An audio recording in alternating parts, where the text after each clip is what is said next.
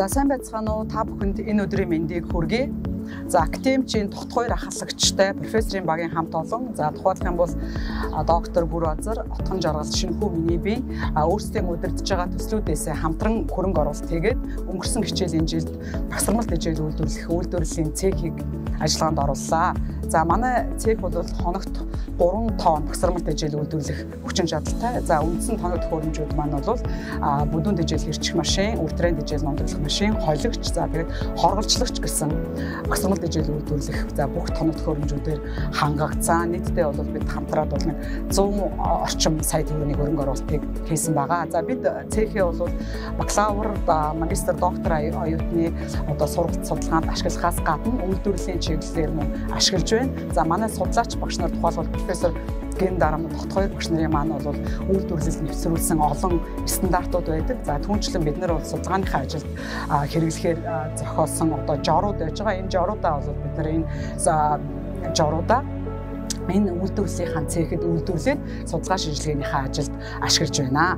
За манайх бол Копиа Монгол төвийн санхүүжилттэй өвлийн үйлрэлд өсөр хөр бордох технологи төслийг 4 дахь жилдээ хэрэгжүүлж байна.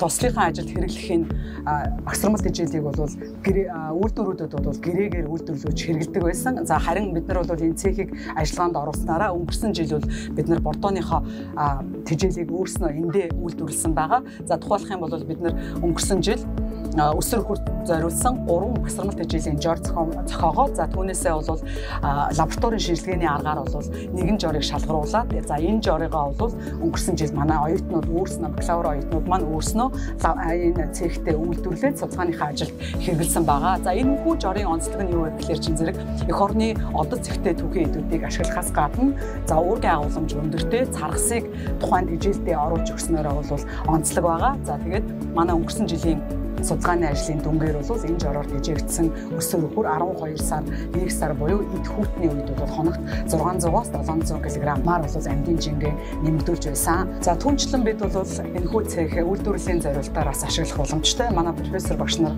профессор Хэгендам академич тогт хоёр нарын боловсруулж үйлдвэрлэлд нэвтрүүлж патентжуулсан маш олон тэжээлийн жорууд байдаг. Энэхүү жоруудыг бол бид нар бас аж ахуй эрхлэгчдийнхаа захиалгаар үйлдвэрлэж нийлүүлэх юм боломжтой болоод байна.